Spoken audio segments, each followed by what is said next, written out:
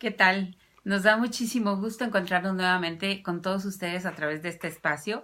Y desde estos micrófonos te saludamos. Arturo Valderas. Y Gema Torres de Valderas, te damos la más cordial bienvenida. Sí, con muchísimo gusto de estar de nuevo en esta transmisión en vivo para todos ustedes, compartiendo hoy un tema, Gema, que nos parece fundamental y por eso lo hemos elegido para poderlo compartir, que es hablando se sana la gente. Hablando se sana la gente, por lo tanto, cuando no hablamos, ¿qué es lo que nos va a pasar?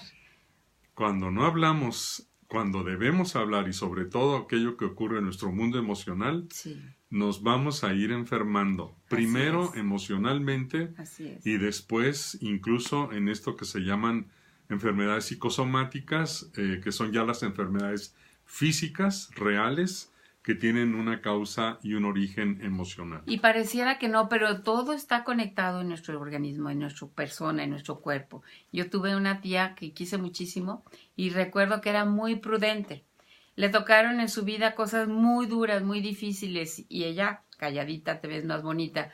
Resulta que se enfermó ya estando mayor, le diagnosticaron y querían ver qué tenía, le abrieron y encontraron su hígado completamente lleno de botones negros, que lo único que hicieron era cerrar porque era un cáncer totalmente invasivo y pues al poco tiempo murió. Pero todos esos silencios se convirtieron en piedras que endurecieron su hígado y que finalmente la llevaron a la tumba. Sí, y para esto quisiéramos presentar un ejemplo de cómo una persona se puede enfermar, literalmente puede desarrollar inclusive un problema de comunicación fuerte y cómo se puede resolver esto.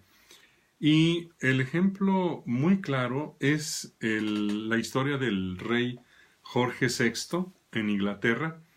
Este rey fue el que reinó durante la Segunda Guerra Mundial y siendo rey, teniéndolo diríamos todo entre comillas, resulta que desarrolló también en la medida en la que crecía un síntoma de tartamudez, era tartamudo. Y era tartamudo sobre todo cuando tenía que hablar en público. Es decir, cuando había una cierta presión, que hay que recordar que uno de los temores más fuertes que la gente tiene en general... Que está registrado entre los temores que la gente tiene. Sí. De los temores más fuertes es el miedo a hablar en público. Entonces ahí, siendo príncipe, hijo del rey, tenía que dar discursos, tenía que actuar en situaciones de protocolo, etcétera. Y literalmente no podía. A mayor presión, más tartamudez. Y yo creo que a mí me gustaría hacer así como una anotación en esto, porque no es que fuera tartamudo toda su vida, a todas horas, con toda la gente, en toda su manera de hablar. Y aquí ya vamos viendo síntomas que nos van a hablar de dónde viene la raíz de ese problema.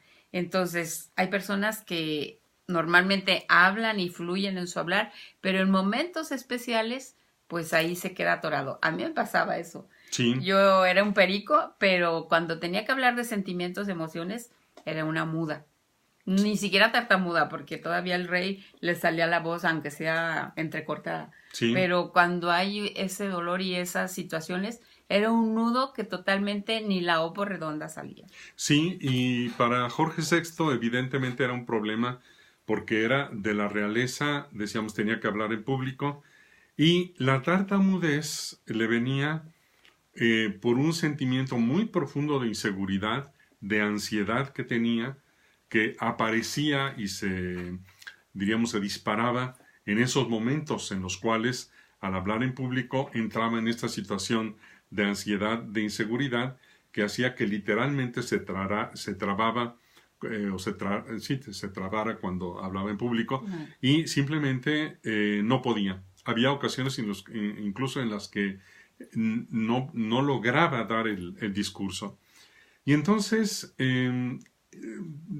sabiendo que tiene que hablar en público, porque finalmente, por muchas situaciones, llega a convertirse en rey, aunque no le tocaba. Le tocaba ser rey, inclusive fue rey durante un tiempo, su hermano mayor. Renuncia a su hermano mayor al reinado y queda él.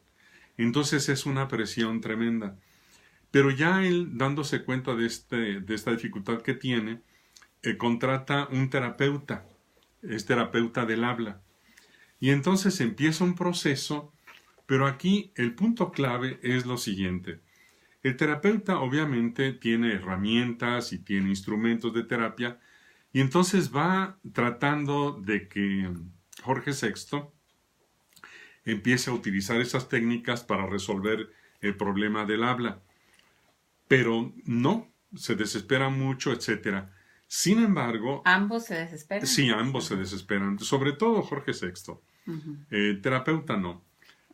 Pero hay un momento en el cual se desarrolla, y esa es la parte más importante, una relación de amistad con el terapeuta. Hay un momento en el cual el terapeuta le dice, pues a ver, vamos a platicar, ahorita no vamos a utilizar unas técnicas, quiero que me platiques de ti, de tu vida, etc. Y ahí empieza a desarrollarse una relación de amistad, de confianza entre Jorge VI y su terapeuta. Porque incluso Jorge VI lo único que conocía era la vida del palacio. Estaba totalmente desconectado de otro tipo de relación con el pueblo, no tenía amistades, no tenía vínculos con nadie más que la realeza, y eran relaciones muy difíciles. Entonces empieza la relación a otro nivel, que sería la de la amistad. Y ahí empieza, en esta relación, Jorge VI a hablar, puede hablar, empieza a descubrir su historia, empieza a expresar lo que le pasó, y ahí es en donde empieza a hablar sus temores profundos. Y precisamente al ir hablando de su historia, al ser escuchado muy empáticamente, muy amistosamente, muy afectuosamente por el terapeuta, él empieza a identificar de dónde viene este miedo, esta ansiedad que lo vuelve tartamudo.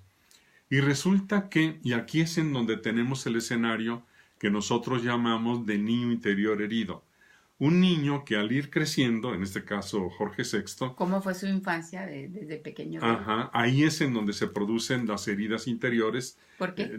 Porque el papá de Jorge VI era un hombre muy duro, el rey, amenazante, estricto. Muy estricto, educado, muy ausente también por lo mismo, sus funciones de rey. Fue muy agredido por personal de servicio que lo cuidaba. Y entonces, en esa vida que va teniendo desde la infancia... Como en esa desprotección, de alguna exacto, manera. Es la desprotección. Ahí aparece el miedo a la agresión, el miedo al enojo del otro, el miedo profundo al maltrato, el miedo al abandono por la ausencia de su papá. Y entonces ahí va quedando herido al interior. ¿Qué quiere decir? Esos sentimientos de miedo, de ansiedad, de angustia y de coraje por esa situación que vive, de ser maltratado y no poderse defender, van quedando como residentes en el interior. Su pequeño corazón de niño se va llenando de ese miedo, de esa ansiedad, de ese temor por todos estos motivos y también de mucho coraje. Pero se desarrolla todo este mecanismo en dos condiciones. La primera, porque los niños, y Jorge VI como cualquier niño, no puede ni siquiera identificar lo que siente ni lo puede decir. Y segundo, porque simplemente ni siquiera se da cuenta de la cantidad de emociones que están fluyendo. Entonces pierde una capacidad, pierde el habla. Es decir, pierde la capacidad de hablar, de comunicarse. Hablando, porque lo comunicaba a través de su cuerpo que se tensa, que se prensa las manos, que la mirada no es directa y que se quiere esconder porque continuamente se quiere esconder. Y yo creo que aquí es algo muy importante, así como otra pausa para ir acomodando en nuestra propia historia y en el mundo que nos rodea, cómo ha sido este interior que muchas veces trae estas historias y no las traemos solo en la memoria, las tenemos grabadas en nuestro cuerpo. Por eso el habla no sale, porque aquí se hace un nudo, se pone duro toda esta parte de aquí. Aquí adentro se siente como una opresión de una bola negra que se te encaja como de un fierro. Y eso ocurre porque el niño pequeño recibe todos esos impactos y lo único que hace es grabarlos en su cuerpo, en sus músculos. Y por eso cuando crece, aparece cualquier situación que ejerza presión, aparece esa incapacidad que en cada quien va siendo diferente. En él fue el no poder hablar. Sí, y fíjate que el no hablar es un modo de protección. Claro. Desgraciadamente el niño no tiene recursos para poderse defender, para poder interactuar adecuadamente con el adulto, etc.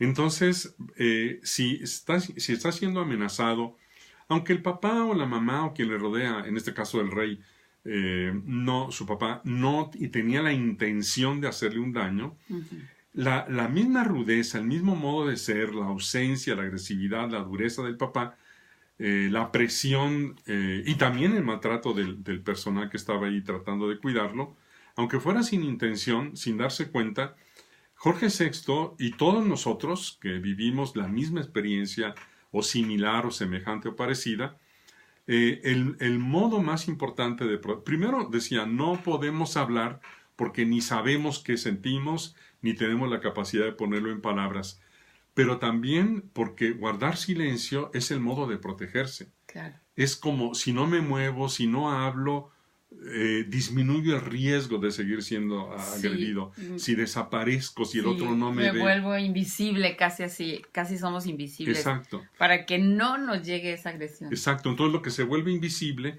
es mi interior. Es decir, literalmente como Jorge VI, vamos perdiendo la capacidad para hablar. Entonces cuando llegamos a la vida adulta y entramos en una situación de presión, de dificultad, de tensión, por ejemplo, en la relación de pareja, o en las relaciones de amistad o familiares, etcétera, en donde hay algún conflicto, alguna diferencia, etcétera, y empieza a generarse esta tensión, nuestro interior activa los mecanismos más profundos de defensa. Entonces, ¿cuál es? Pues la incapacidad de hablar ¿qué? Lo que siento, lo que quiero, lo que yo necesito, lo que me gusta, lo que no me gusta. Y entonces entra en acción este mecanismo enfermante de silencio. Qué bueno que cuando éramos niños pues nos callamos porque a lo mejor hablando no estaríamos aquí, yo creo. nos iría peor. Pero qué mal que lleguemos con esta incapacidad de hablar en una discusión, en un conflicto, en una diferencia, etcétera. Qué malo que no podamos decir con claridad y sanamente para poder participar en una solución lo que nosotros queremos, lo que no queremos, lo que sentimos, precisamente para aportar a una solución. Y fíjate, en esto cuando hablas de relación de pareja, de vida familiar, de cuando ya está la familia, cuando ya están los hijos, muchas personas que vienen al curso de la curación del niño interior dicen que su intención es que no quieren dañar a sus hijos, que ya están ahí los niños de 2, 3, 4, 5 añitos, y que cómo hacerle para no dañarlos. Y pues la solución es primero darte cuenta de lo que te está pasando a ti, para que luego identifiques lo que ya traen, a lo mejor ya se dañaron un poco, pero puedes ir modificando para que de ahí para adelante sigan sanando. Sí. Y yo creo que eso es muy importante. Y ver el proceso, cómo fue avanzando. Se me hace muy importante lo que comentas, Arturo, de cómo la relación de terapeuta se cambió por una relación significativa, de una relación de amistad. Y decía, no me acuerdo si es John Powell, o que cuando encontremos una sola persona con la cual podamos hablar, mirarnos a los ojos y saber que no nos juzga, que no nos critica, que nos recibe, eso es lo único que nuestro interior necesita para reacomodarse, para unirse y para empezar un proceso de curación y un proceso de adiestramiento en esas habilidades que normalmente quedaron escondidas, sí, guardadas, sin desarrollarse. Sí, ese es el escenario de la curación del niño interior, porque precisamente tienes toda la razón. Jorge VI encuentra en su terapeuta a una persona de confianza, una persona que le puede escuchar, que es empática, que es afectuosa, etcétera, y que crea un ambiente de confianza precisamente para que Jorge empiece a expresar lo no expresado, que le ayude a poner en palabras lo que le pasa por dentro. Y eso lo que va ocurriendo en el curso de la curación del niño interior, hemos desarrollado un escenario, una serie de herramientas, de medios, etcétera, durante ese fin de semana, cuando es en vivo, el curso presencial, que permite que cada persona en forma individual vaya haciendo este proceso para poder identificar, reconocer los sentimientos profundos, ver de dónde salieron, qué los generó, y hacer este proceso de curación. También incluso en la consulta privada es parte del proceso que se tiene que hacer, porque aterrizándolo diríamos que los sentimientos más difíciles de comunicar son el miedo y el enojo, la ira, lo que llamamos el coraje.